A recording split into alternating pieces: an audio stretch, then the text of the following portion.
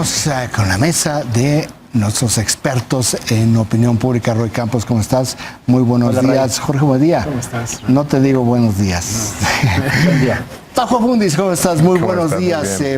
Mañana se cumplen 5 años de la desaparición de los normalistas de Ayotzinapa. Solamente tenemos la certeza de uno de ellos que murió y parcialmente la información de otro que también pudo haber muerto. Del resto no se sabe absolutamente nada. Pero esto, lo que generó desde aquel momento, y se los quiero preguntar en términos de mediciones de opinión pública, ¿qué tanto impactó en la sociedad mexicana? ¿Qué tanto duró para que esto entrara perfectamente dentro de la opinión pública?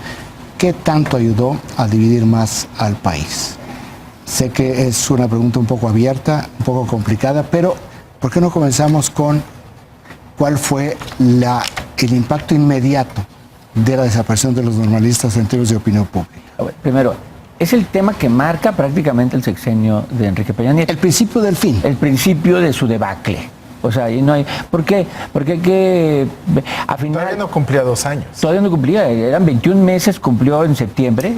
Era 21 meses en el informe, el segundo informe, y él declaró en ese momento el fin de la etapa reformista y que a partir de ahí venía el recoger y cosechar lo sembrado.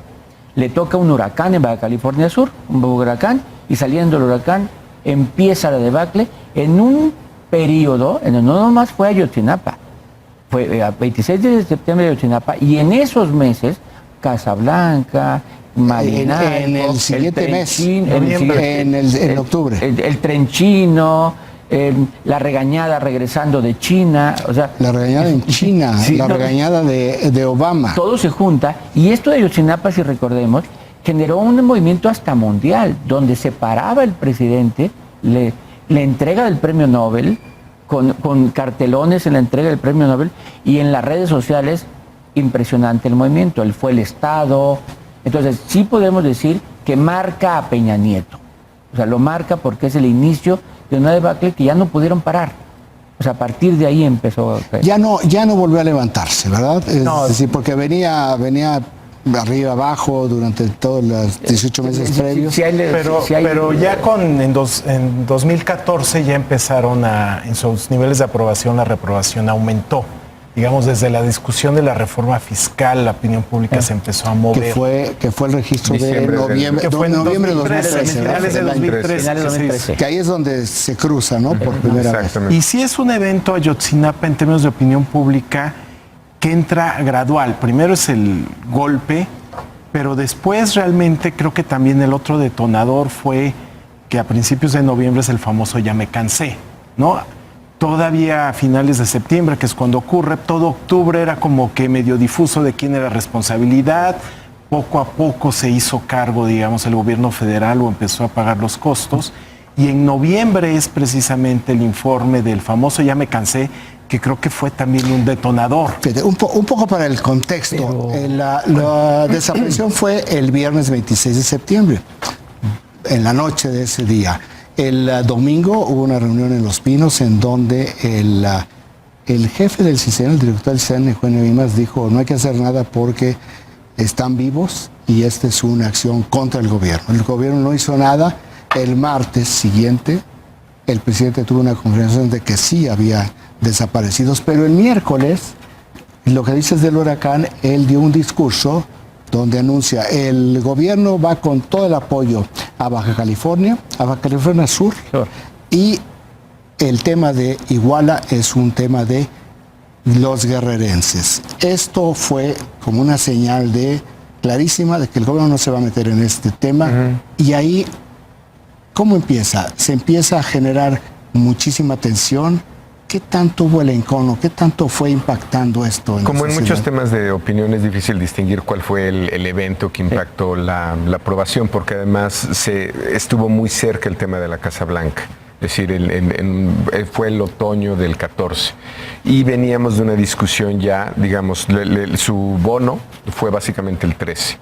En diciembre, con la fiscal se cruza, casi todo ese año fue de debate, aprobación, desaprobación, aprobación, desaprobación. Si ves las series, La educativa. ¿no? La educativa, pero ya ahí es donde viene un cuestión. Ves que el público se está cuestionando qué pasa, pero para mí sería muy difícil deslindar el tema de Ayotzinapa de la Casa Blanca.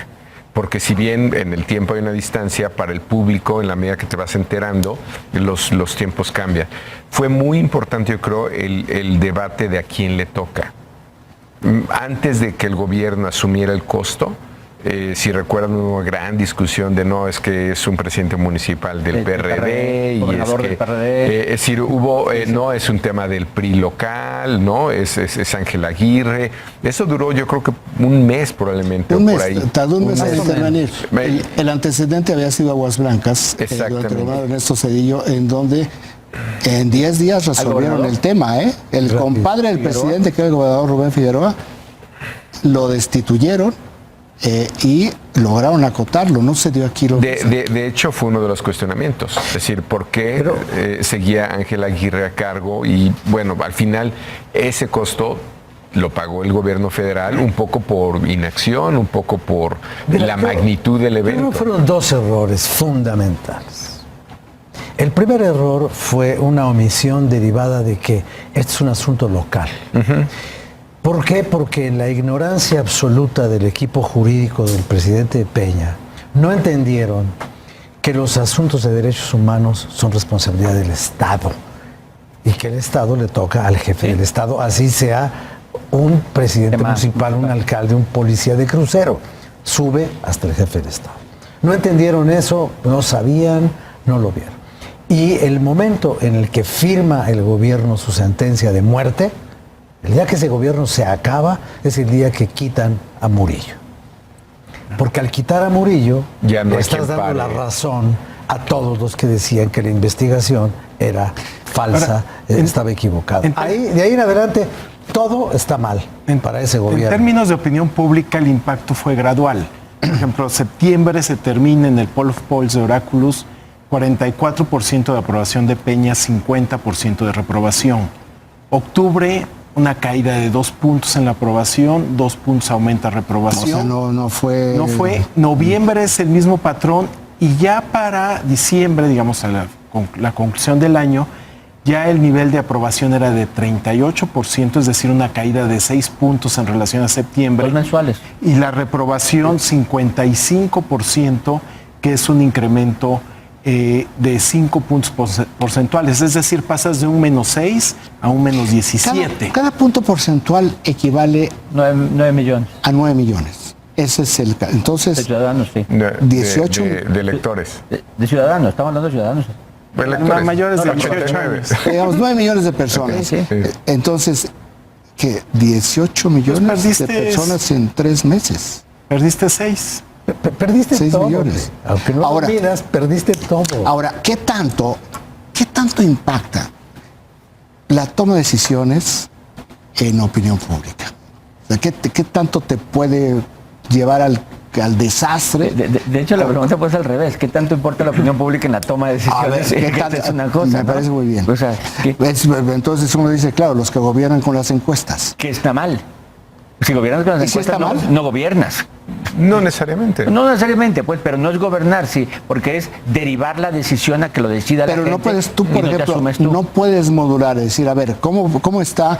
Tengo que elevar los impuestos. Bueno, el 80% de la gente dice, De hecho, no, al pero final- necesito hacer esto. La opinión pública se al escucha. final de la administración de Peña Nieto hubo un artículo, bueno, una serie de reporteros del País que se hacían esa pregunta: ¿qué le pasó a la opinión pública? ¿Cómo la trató el presidente? Y la hipótesis era, pues, que le ignoró, básicamente, ¿no? Digamos, en las... Nuño lo dijo muy claro, no gobernamos para la gradería. En aquella entrevista en diciembre del 2013, Exactamente. en el país, Previo a la reforma educativa. Sí, de las reformas que Sí, no le iban a Sí, hacer caso. digamos, en la parte de la escuela de estrategia, ¿no? Tienes 3 posibilidades. La sigues fielmente y gobiernas a golpe de periodicazo, O Manuel Sal. ¿no? La intentas manipularla, ¿no? O lo que diría, La ignoras. digamos, Dick Morris, que es la navegas, ¿no? Es decir, pues habrá algunas eventos pero no le ignoras. Digamos, el gran, pues yo creo la gran sorpresa es que en esa administración da la impresión que la ignoraron. Ahora dijo Aurelio Nuño, no vamos a volver para la gradería, lo cual se inscribe un poco en lo que tú dices, no gobiernas con las encuestas, nada más que para ignorar, pues tienes que hacer otro tipo de acciones para evitar que la ignorar te lleve al Pero pozo. fíjate, Salinas lo hizo así. Salinas lo hizo así. La paradoja es que ignoraron de tal forma la opinión pública que todo su planteamiento de cómo vender las reformas estuvo hecho de pésima manera. Curiosamente, el que no sigue mucho las encuestas, que es Andrés Manuel López Obrador, no gobierna, digamos, con base en las encuestas. Pero la opinión pública sí. Pero con la opinión pública sí. Es el que está siguiendo como librito de texto cómo vender reformas, ¿no? Que la primera es echarle la culpa a todo el pasado. Ahora, en este mismo sentido, mañana se cumplen 5 años y como yo no he visto en muchísimo tiempo, el propio gobierno ha elevado el tema muchísimo a la opinión pública y esto ya se montó en la ola. ¿Y cómo le va a hacer para surfear en la ola? Va a ser muy fácil. Lo que va a hacer este gobierno con lo de Ayotzinapa es muy sencillo. Va a patear la pelota para atrás hasta que se le acabe el tiempo, porque esto no va a llegar a ninguna otra conclusión más allá de la que ya se tiene.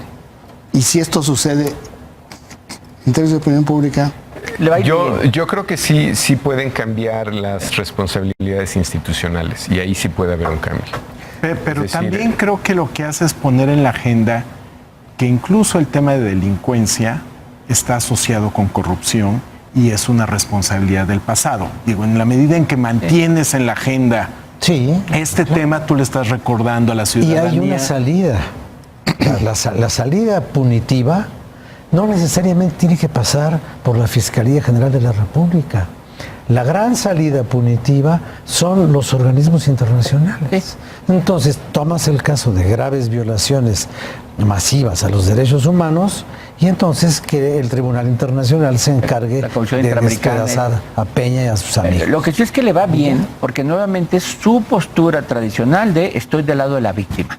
O sea, esa postura le ha funcionado cuando estallan ductos en Hidalgo, yo estoy del lado del pobre, de la víctima, del ciudadano. No, bueno, y yo también soy la víctima. Mientras no me aleje de ahí, no importa, pero si eres parte del Estado no eres víctima. Para el ciudadano la víctima es esa. Sí, pero a ver, Ainhoa Rafael, yo sí creo que está subestimando el efecto que puede tener patear el balón para atrás. Es decir, porque de momento, ponte que haya otras instituciones involucradas, pero hasta hoy esa administración no es responsable. Hasta hoy. Patear el balón para atrás es, a ver, allá están. Por eso, a ver. ¿Qué es lo que está buscando el público? Se está pateando el balón para atrás. Que hoy estás citando a comparecer a Aguirre y a Iñaki y a este y al otro. Estás jalando gente de antes. ¿Por qué? Porque las cosas pasaron antes. Y solamente se pueden resolver con las responsabilidades del pasado. Pero si no se resuelven, se convierte en tu responsabilidad no resolverlo. Claro. Ese es la dificultad de gobernar con los derechos humanos por delante. Pero aún con la misma historia, aún con la misma historia, simplemente tener responsables, gobernador, procurador en su momento, eso es una diferencia abismal. Creo que es otro clavo en el ataúd. No vamos a poder terminar esto hoy, ni tampoco a lo largo del sexenio. Roy Capos, Jorge Bonilla, Paco Abundis, encantados de haber discutido esto, porque vamos a tener mucho más. ¿Cuándo le ofrecemos disculpas a Ayotzinapa? Son las 7 de la mañana con 48 minutos. Vamos a un corte. Regresamos.